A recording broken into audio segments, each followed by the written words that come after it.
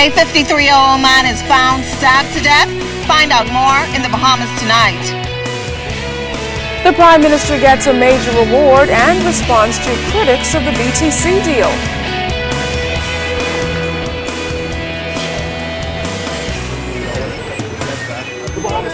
The National Report starts now.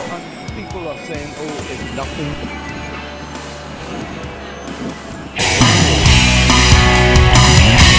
Now in HD.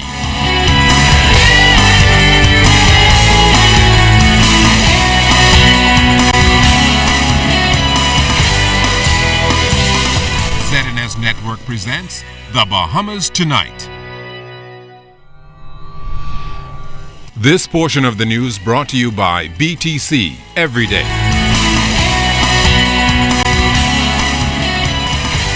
BTC looks to the future in the Bahamas. Good evening, everyone. I'm Kish Latterly. And I'm Andrew Knowles. Thanks for joining us. CEO of BTC, Jeff Houston, says he's excited about the future of BTC, particularly now that the distractions are behind them and the company can focus on improving its service as the market is expected to open up to other competitors. The CEO spoke about BTC's plans with our Clint Watson, including embarking into the television market.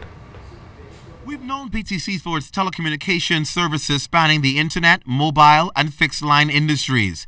But now CEO Jeff Houston says the company is setting its eyes on television. We are working very hard on bringing a TV product to market. Not one that we feel that will compete with the Public Broadcasting Corporation, but one that will complement the Public Broadcasting Company. But again, we could make it available to ZNS as a way of getting the ZNS product out there. And so we primarily are getting ourselves ready to compete with Cable Bahamas with what we hope and know will be a much more compelling and better TV product. Also announced this week is a partnership with the Broadcasting Corporation of the Bahamas and BTC. Houston says the relationship will be built along the lines of technology. We are refreshing our technology all over the Bahamas and all over the Family Islands, and we're rolling out a lot more fibre and a lot more access to that fibre connections. So that network obviously can become more available to ZNS as a transport mechanism. So a lot of the area is going to be around technology and how we can assist ZNS in terms of taking the ZNS product to more people using our technology and maybe using our network. The monopoly in telecommunications ends in April, making way for competition. Houston says BTC has already been accustomed to dealing with competition, particularly in the broadband and fixed line business. We're winning back a lot of market share now on broadband, and customers are really enjoying the speeds we offer and the better prices and more affordable packages we have. So we're gearing up in that direction and kind of dealing with competition there. When it comes to mobile, absolutely, the last 3 years, a lot of what we've been doing is to prepare the business for competition in mobile. So we've invested a lot of money in a new mobile phone network, a new 2G, new 4G, and we're launching LTE, which is the next variation of 4G. It's the absolute latest and greatest technology, and it's 10 times faster than 4G, so that's getting us ready.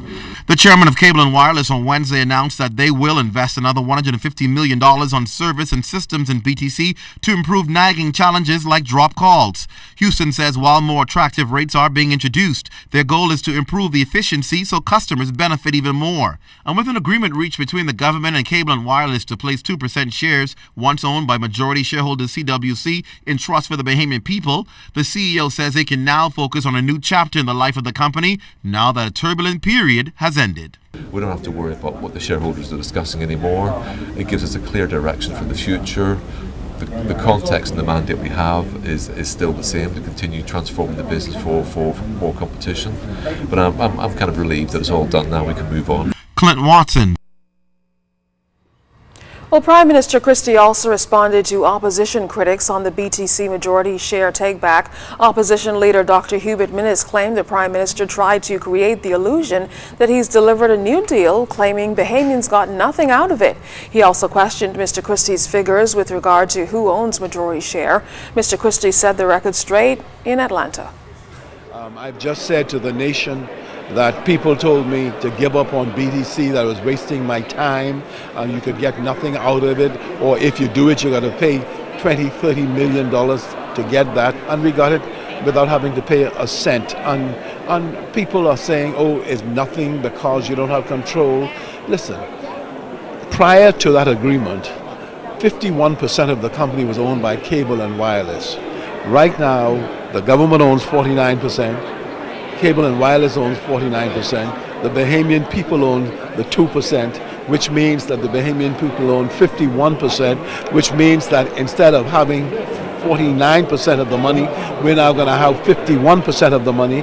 And in the coming weeks and in the coming months, I will demonstrate what that 2% will do for thousands of Bahamian, and particularly young Bahamians, as that money is spent by the government of the Bahamas and Cable and Wireless in pursuit of developing and empowering young Bahamians.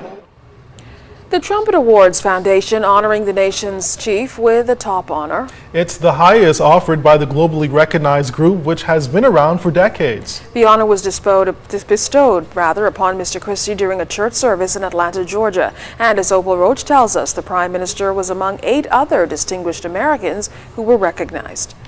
It's called the International Civil Rights Walk of Fame, and only the footprints of those soldiers for justice are seen here. Well, today some new ones were added, that of our nation's chief, Prime Minister, the Right Honorable Perry Christie. A sense of pride. You never feel that you've done enough to deserve awards, and you recognize that so many people in your history have made it possible for you to receive these awards. So for me to come over here and to join the ranks of former presidents of the United States of America, former great civil rights leaders, to get this honor and to do it in the presence of members of my family has been a very proud day for me, and I think a proud day for the Bahamas. Mr. Christie's family and friends gathered at the historic Ebenezer Baptist Church in Atlanta to witness the occasion. I am so elated. I'm always proud of him because he does a lot, but hardly is ever recognized. And it's so wonderful to see that these people are recognizing him. So we're very proud of him as a family.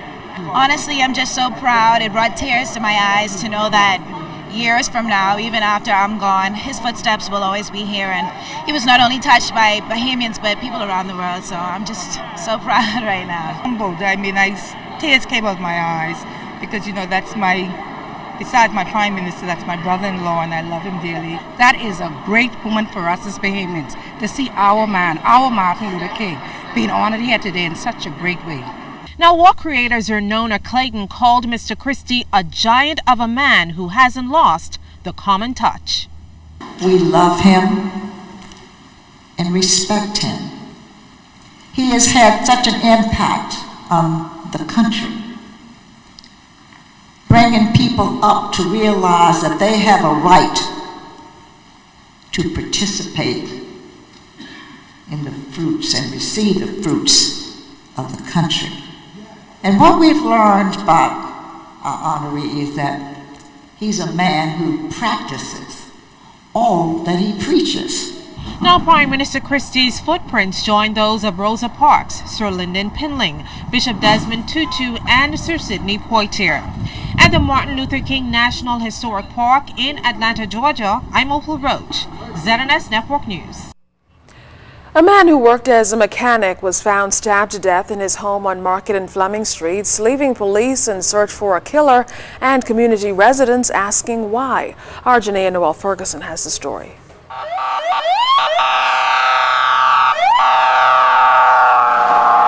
Police were called to the Market Street area early Friday morning to investigate the stabbing death of a man believed to be in his 50s.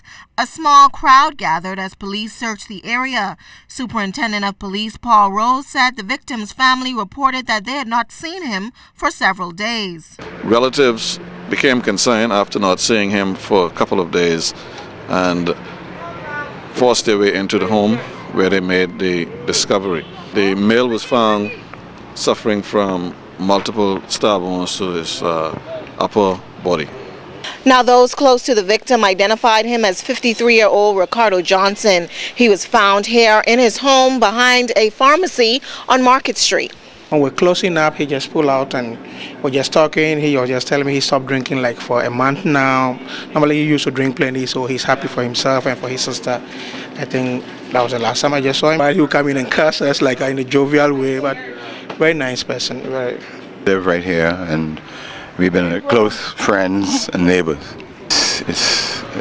I'm still feeling the emotion from it happening and so close to me, and him being so close to us too. It's just hard to take because it's really hitting too close to home. Johnson's body was removed from his home by undertakers.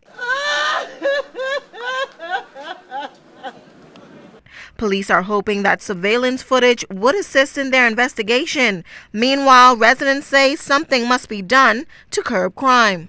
He's always around, but I think for some time now he's been a little high and a little uncomfortable about it. Hope things can be done to curtail or send it down a little bit. That could have been me too. And I want to tell you that whatever we could do, please, let's try to stop the crime. I'm encouraged by the work that the police are doing. I think they're doing a fantastic job. Because there are times when things happen and I say, well, oh God, I know they're not going to solve this one. And the next thing I know, they're making arrests and even getting convictions. Now, if you have any information that can help police solve this latest murder, you're asked to call them at 911 or 919. Janae Noel Ferguson, ZNS Network News. For the past 3 months, police from the business and technology section say they've received a number of reports related to credit card identity theft and the use of counterfeit credit cards to make a number of purchases, some as large as $16,000 worth of gasoline. Jimenita Swain spoke with officials today who shared their concerns and basic tips to keep cardholders and business operators safe. Restaurants and other businesses in the Bahamas have been hit by credit card scammers who steal people's identity and then transfer funds to duplicate cards. Inspector Deborah Hanna said thieves armed with a skimming machine purchased online and easily concealed gain access to the cards. When you present your credit card for payment, they would take your card, swipe it through this device, and it stores your credit card information on this device. After they would have stored the information on this device, these are samples of cards, flying cards, that they would then upload that information using the card writer. They would upload the information onto a device, an item like this, and then they will create what we call now these fraudulent credit cards. ASP Matthew Edgecombe urges business owners to be vigilant because it's not just a fake credit card they need to be concerned about. What we find out is that the persons who manufacture these stolen fraudulent credit cards, they make up false IDs to go along with it too. So if they say, I'm going to make up a credit card number in the name of John Doe, they are able to make up a fraudulent ID to match the name on the card. So you have to be careful when you accept the credit card. Sometimes it's good to ask for two identification. Inspector Thompson said just knowing the features of an authentic card could go a long way in possibly preventing the theft from being carried out. All Visa credit card, the first 4 digit, there's a micro print of the first 4 digit under the first 4 digit of the credit card number. And when you turn the credit card on the reverse, there should be an emblem of a dove here. And it's in an iridescent feature. And when you tilt it, that dove should be looking as if it's flying. And you see on this fraudulent credit card that was recently presented late last year, none of those features exist. Now, police say at least 12 persons were victims of these credit card scammers. Several persons are in custody. However, more arrests are expected as police take on these credit card scam rings. Jimenita Swain, ZNS Network News. Swift action by police has resulted in the arrest of a 19-year-old man and a 21-year-old man shortly after they committed a housebreaking around 2 o'clock yesterday afternoon. Both of the men were wearing ankle bracelets. Police learned that a home in Star Estates on the eastern end of New Providence had just been broken into. Eastern Division officers quickly responded and were able to arrest the 2 suspects a short while later in the immediate area. The officers were able to recover a number of stolen items such as jewelry, electronic appliances, and cash. Deputy Prime Minister and Minister of Urban Development, the Honorable Philip Davis, says the Urban Renewal Household Survey, which is now underway, is progressing smoothly. Government commissioned the survey, which in the first phase will canvass inner city communities and will take into account the living conditions, crime, social behavior, household circumstances, employment, education, and people with special needs. The Deputy Prime Minister says the information gathered will be sorted and stored at the Ministry of National Security and then later disseminated to the various agencies required to respond to whatever challenges are revealed in the surveys. I'm surprised at the efficiency and how people are cooperating in providing the information that we are requiring of them. Not everything gets to us to be able to address your problems. The only way you can do it if we know it. And this exercise is to try to know exactly what's going on in each house in New Providence. The Deputy Prime Minister also told ZNS that the Water and Sewerage Corporation has engaged the services of a firm to assess the wastewater treatment system in New Providence to figure out the best way to dispose of our waste. That study is being funded by the Inter-American Development Bank and upon completion will help inform policy and also help government shape its response to the problem of outside toilets. Anecdotally, it is just too many. I don't have any numbers to speak to as I am speaking to you, but part of the exercise that is going on now by Urban Renewal, going house to house, getting the profiles of homes and residents or persons living in these homes, is tended to be able to identify these things so we can know specifically and more accurately some of the challenges we have. For example, we'll be able to identify how many homes are in the inner city or New Providence without running water, without inside toilets. And breaking news from late today, the 4 finalists for the presidency of the College of the Bahamas have been announced. The Council of the College has invited 4 Bahamian candidates to visit the campus of the college along with the faculty and students. The 4 candidates are Dr. Gregory Carey, Dr. Philip Carey, Dr. Olivia Saunders, and Dr. Rodney Smith. Dr. Gregory Carey is an assistant professor and director of Student Summer Research and Community Outreach, Center for Vascular and Inflammatory Diseases at the University of Maryland and a graduate of COB. Dr. Philip Carey is a full professor of sociology and former dean of the College of Arts and Sciences, North Carolina A&T State University. Miss Dr. Olivia Saunders is currently a professor in the School of Business at the College of the Bahamas and former team leader of the University Transition Secretariat and former dean of Business, Hospitality, and Tourism Studies. And Dr. Rodney Smith is the vice president for Administrative Services, Operations, Analysis, and Research at Hampton University. Scotiabank says employees will be offered voluntary separation packages as the bank looks to centralize its operations in the Caribbean South Hub based in Trinidad and Tobago. This after similar moves throughout Scotiabank's Caribbean operation. Scotiabank officials released a statement today following a report that Scotiabank is set to lay off more than 100 employees. Concerned employees who spoke to our ZNS News under the condition that we not use their name said they were told in a meeting earlier this week that some 125 staff members could be impacted or made redundant. When contacted, Scotiabank officials stated that that information was false. In the statement released to ZNS News, Scotiabank officials stated that they are supporting employees through the centralized process and are looking at all options to manage the impact on them. It was also noted in the statement that this process is a part of the bank's focus to continuously enhance the efficiency and effectiveness of operations. Additionally, the bank is moving to centralize certain operational functions in the Caribbean and has advised Scotia Bahamas workers about the local impact of this ongoing work. Well, it's time.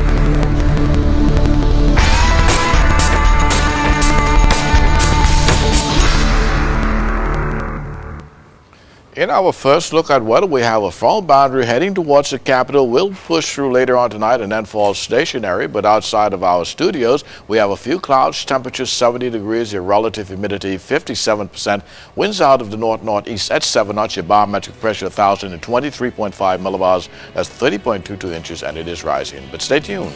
Temperatures around the Family Islands, travel and boating forecast is still to come. Well, coming up in the Bahamas tonight, highlights from junior boys basketball. And new legislation to make a huge change in the lives of Bahamians. You're watching the Bahamas Tonight.